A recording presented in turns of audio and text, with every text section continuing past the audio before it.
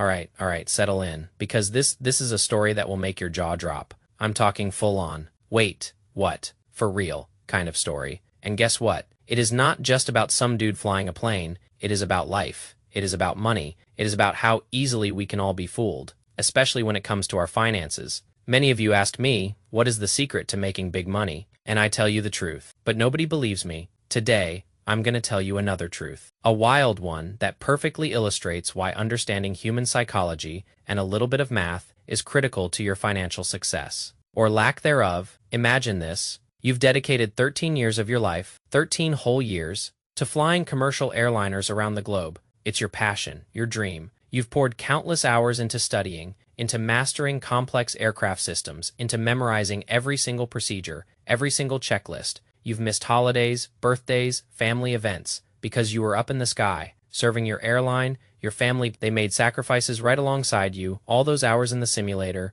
running through every nightmare scenario imaginable, smoke on the flight deck, engine failure over the ocean, a medical emergency at 35,000 feet. You name it, you've trained for it, you're proficient, you're a seasoned pro, and then, just like that, it is over. You're sitting in the cockpit right there in Amsterdam. The plane is loaded. 101 passengers are buckled in. The jet is fueled. The flight plan is filed. Clearance received. Bags stowed. And you're just wrapping up the last bit of paperwork. Two guys walk up to the cockpit door. And, deep down in your gut, you know why they're there. Your heart sinks. Because these aren't the usual aviation authorities. These are the Dutch police. And they hit you with the question you've been dreading for 13 years. Captain, can we see your license, please? Boom, just like that. Career over. But here is the kicker. This wasn't just some random bad luck. This was the culmination of 13 years of living a lie. The police knew his secret. The secret he'd been terrified would come out for over a decade. This is the story of Thomas Salm, and trust me, it's a masterclass in audacity. And a cautionary tale for your wallet. Thomas, born in Sweden, was like many of us, obsessed with airplanes. His dad would take him to the airport to plane spot.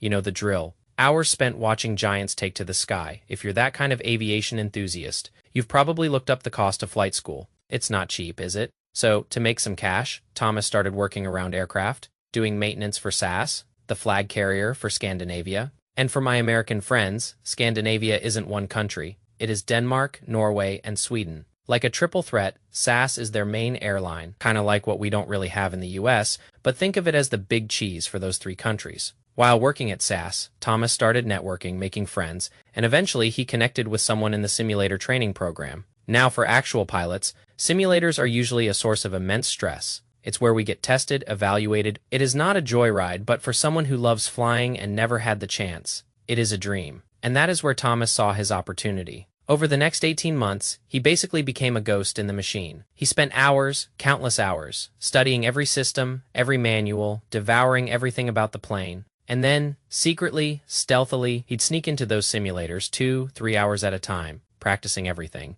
V1 cuts, emergency descents, crosswind landings, you name it, he was mastering it. He already had his private pilot's license, so he had the basics down. He knew how to fly a small plane, 40-45 hours of training. That is what it usually takes. So he wasn't starting from zero. I'm telling you, if you give me someone with a private pilot license and 18 months with access to a simulator, I can get them ready to pass a 740. 7 check ride. Will they be a great pilot? No, but competent enough to handle the maneuvers and pass the checks. Absolutely. 100%. Thomas was doing this all on his own. A secret project, a massive undertaking. Then, in 1997, channeling his inner Frank Abagnale, Thomas literally forged a commercial pilot's license at his kitchen table, complete with a fake ID number. Now, in Europe, with all the different countries, licenses look a bit different from place to place. It's like having a Texas driver's license in Michigan. It works, but it is not what they see every day. So a Swedish license in Italy, well, unless you see a lot of them, you might not notice anything off. And believe it or not, Aladdin Airlines hired him to fly their 737s. You might be thinking, Aladdin Airlines. Really? Yeah, I thought the same thing. It sounded like something out of a cartoon, which, coincidentally, the movie Aladdin was a massive hit a few years earlier. And that is the point. Aladdin Airlines never existed. Thomas just made it up. I mean, if I were faking an airline, I'd pick something a bit more realistic. But hey, who am I to judge a master con artist? HR at Air One, an Italian airline, actually believed in this phantom Aladdin Airlines, and they offered him a job, just like that. A fake license, 18 months of self-taught sim practice, and a made-up airline name. Thomas was a first officer on a 737. I'm guessing the simulators at SAS were also 737s, which would have made his training a breeze. He showed up incredibly prepared, knew the systems inside and out, bridging the gap from his lack of actual experience. The instructors would have been impressed. No red flags. No, think about the stress. Every single day, he is walking into work, thinking, today's the day I get caught, but he passed training, and day-to-day pilot life, once you're past the initial hurdles, is actually pretty routine. As a first officer, he was getting on the job training, learning the specific procedures of Air One, and if he said, well, at Aladdin, we did it this way. Who was going to question it? No one had ever heard of Aladdin, so no one could verify. He was flying to Rome, Paris, Madrid, living the dream, and after 3 years of solid work, he gained enough seniority to upgrade to captain. Now, back then, I don't know the exact procedures. But today, every time you go for simulator training, you have to show your ID, your medical, your radio operator's permit, all of it, and they write it down.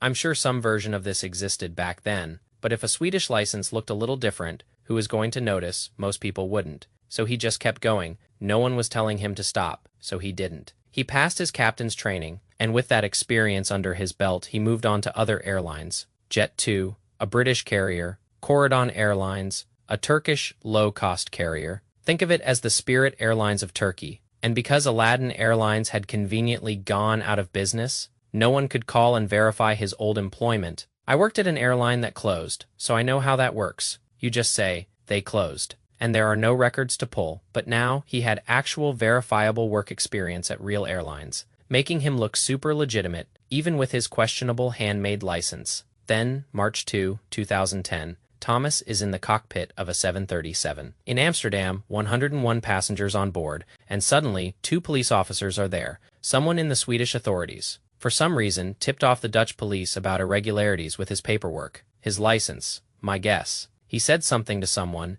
and the dominoes started to fall. He saw the police, not the aviation authority, and he knew it was over. Right there on the ramp, he confessed. I've flown for the last 13 years without a license. Unbelievable, right? 13 years, a fake document made at his kitchen table, flying all over Europe, even as a captain. So, what happened to him? Jail, huge fines, a lifetime ban from aviation. Nope, according to reports, no prison time. He lost the right to fly for 12 months. Not even a lifetime ban. A fine of €2,000, less than $3,000. The judge determined he never endangered anyone, so they barely punished him. I guess 2 on crime isn't a Dutch thing, you'd think. With all that experience, he'd just go get his commercial license, right? It would have been easy for him, but he never returned to flying. He actually ended up continuing his father's photography legacy, working with top soccer clubs in Europe. And when asked about his fraud, he basically said, yeah, what I did was immoral, but the systemic barriers, the training costs, the limited opportunities, that is what drove me to it. Sure sounds like someone taking full responsibility for their actions.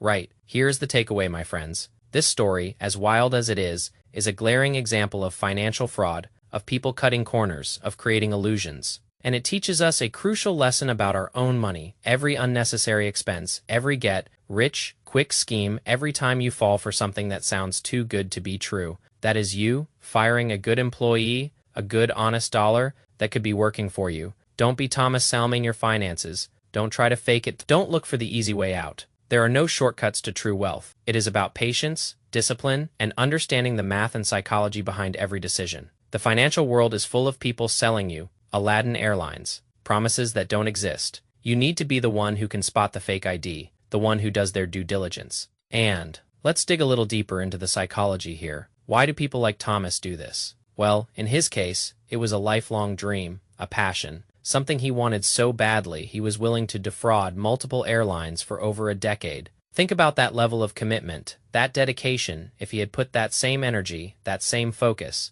into earning a legitimate license. He could have been a true captain, with a clear conscience. That is a huge lesson for us all. Where are we putting our energy? Are we chasing quick fixes? Or are we building something sustainable, something real? Consider the 3,000 hours life cost. I often talk about how much of your life are you trading for things that don't truly serve you. Thomas spent countless hours, not just flying, but living under immense pressure, the constant fear of being discovered. Imagine the mental toll that takes, constantly looking over your shoulder every time a ramp check happened, every time he showed his license. His heart must have been pounding. Is that a price you're willing to pay for perceived success? For a shortcut, think about the real cost of those 13 years. Not just the money, but the peace of mind, the integrity, the genuine achievement. Financial independence isn't just about the number in your bank account. It is about freedom. Freedom from debt, freedom from fear, freedom from having to look over your shoulder when you try to short-circuit the process, when you try to fake it till you make. You're building on a foundation of sand. It might look solid for a while, but eventually the tide comes in. And what about those systemic barriers Thomas mentioned, the training costs, the limited opportunities? Yeah, life can be tough. Things aren't always fair, but blaming external factors for your fraudulent actions, that is a classic move. It is a way to avoid taking full responsibility. And in the world of personal finance, taking responsibility is everything. No one is going to manage your money for you. No one is going to magically make you rich. It is up to you to learn, to grow, to make smart decisions, even when it is hard, especially when it is hard. This story also highlights the importance of asking the right questions, of being skeptical. When an airline called Aladdin Airlines shows up on a resume, maybe, just maybe, it should raise an eyebrow. It is like when a financial guru promises you guaranteed 100% returns with zero risk. That is your Aladdin Airlines moment. Right there, your BS detector should be screaming. So, what can we learn from this crazy pilot story for our own financial journeys? First, genuine effort pays off, period. No matter how well you fake it, the truth eventually comes out. Invest the time in learning about personal finance, in understanding the market. In building solid habits, it is boring, I know, but boring makes you rich. Second, question everything, especially when it comes to your money. Don't just take someone's word for it. Whether it is a financial advisor, an internet influencer, or even me, do your own research. Dig into the details. Understand what you're getting into. Third, integrity matters. Building wealth, ethically. Honestly, it gives you peace of mind. It allows you to sleep at night, knowing that your success is earned, not stolen or based on a lie. And that, my friends, is a priceless asset. Fourth, delayed gratification is your superpower. Thomas wanted to fly badly, but instead of taking the time to earn his stripes, he chose the shortcut. The result: 13 years of high-stress deception, and ultimately public humiliation and a lost career. In finance, it is the same. Resist the urge for instant gratification. For quick gains, focus on the long game, compounding interest, consistent saving. It is not sexy, but it works. This story is a stark reminder that what seems like an easy path can often lead to the most complicated and costly outcomes. Thomas Salme was a master simulator pilot. He had the skills, he had the passion, but he lacked the legitimacy. And that, my friends, is a fatal flaw, not just in aviation, but in your financial life too. Don't let your financial journey be built on a foundation of lies. So, next time you're tempted by a too good to be true offer, or you're thinking about cutting corners with your finances, remember Thomas Salme, remember the 2 Dutch police officers on the flight deck, and remember the 13 years of living a lie. Is it really worth it? Every single dollar you save, every smart investment you make, every disciplined financial decision, that is you building a legitimate, secure future. That is you earning your wings authentically, patiently, and that, my friends, is the only way to truly fly high in the world of personal finance. Stay boring, stay patient. Peace.